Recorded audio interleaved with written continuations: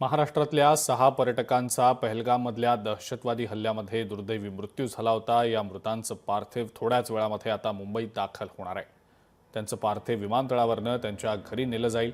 मुंबई विमानतळाच्या कार्गो भागात 6 ते 7 रुग्णवाहिका या आधीच दाखल झालेल्या होत्या। त्याची दृश्य आपण सातत्यानं लोकशाही मराठीवर दाखवत आहोत। मुंबई विमानतळावर आशिष शेलार, मंगलप्रभात लोढा, दादा भुसे हे राज्य सरकारचे मंत्री दाखल झालेले आहेत। अनेक प्रशासकीय अधिकारी दाखल झालेले आहेत आणि या दहशतवादी हल्ल्यामध्ये मृत्युमुखी पडलेल्या पर्यटकांचे जे पार्थिव आहेत ती त्यांच्या निवासस्थानी घेऊन जाण्यासाठी ॲम्ब्युलन्स दाखल झालेले आहेत।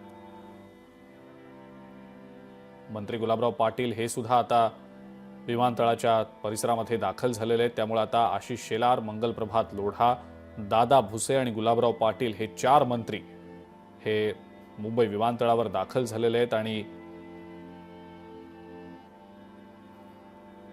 काय नेमकं घडतंय तिकडे त्याबद्दलचे अपडेट्स आपण जाणून घेणार आहोत। उमेश करंजकर आपले प्रतिनिधी आपल्या सोबत आहेत सध्या।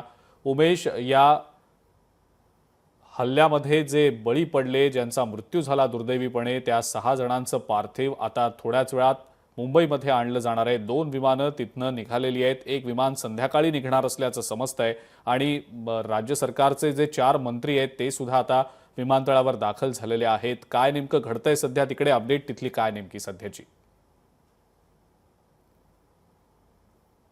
अजिंक्य, या भ्याड हल्ल्यात महाराष्ट्राचे 6 पर्यटक जे आहेत ते मारले गेले। त्यानंतर त्यांचं पार्थिव जे आहे त्यात आणलं जाणार आहे। खास करून जर आपण पाहिलं तर पुण्यातले 2, डोंबिवलीतले 3 आणि नवी मुंबईतलं 1 असे 6 जण आहेत ते।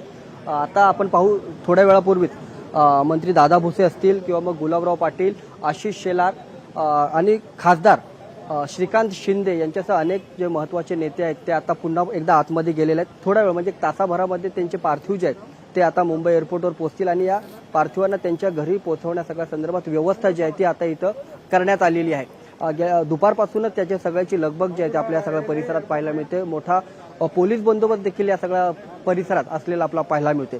एकूणच काय तर या भ्याड हल्ल्याचा निषेध जो आहे तो राज्यात नाही तर संपूर्ण देशभरातून केला जातोय आणि या भ्याड हल्ल्याचा प्रतिशोध घेतला गेला पाहिजे अशी एक स्थिती किंवा असं एक भावना जी आहे ती भारतीयांची आहे आणि त्यामुळेच आता या सगळ्या बाबतीत पंतप्रधान नरेंद्र मोदी आज सायंकाळच्या बैठकीत नेमकं कोणत्या काय निर्णय घेतात किंवा या सगळ्या संदर्भात सुरक्षा व्यवस्थांना नेमकं काय सूचना करतात याकडे सगळ्यांचं लक्ष असणार आहे। मात्र तत्पूर्वी मुंबईमध्ये ज्या हालचाली होतात, कारण ते 6 जणांचे पार्थिव जे आहेत ते आता थोड्या वेळात तिथं पोहोचतील आणि त्यांना घरी पोहोचवण्या सगळ्या संदर्भात काही जबाबदाऱ्या आहेत ते मंत्रीगणांना दिलेत आणि ते मंत्रीगण जे आहेत ते आता या एअरपोर्ट परिसरात पोहोचलेत।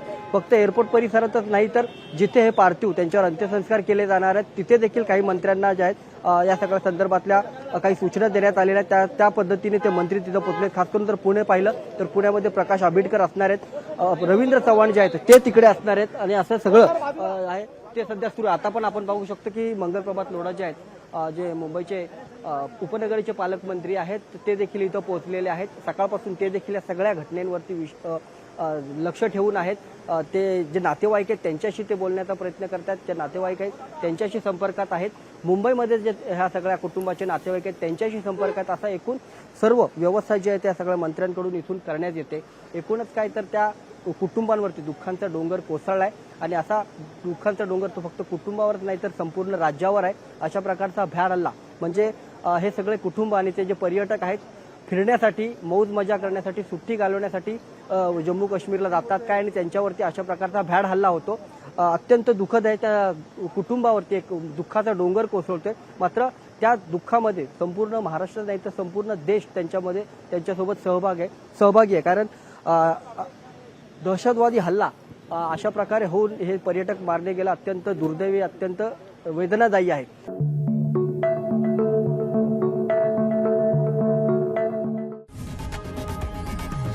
लोकशाही मराठी ऐका, पहा, जागरूक रहा।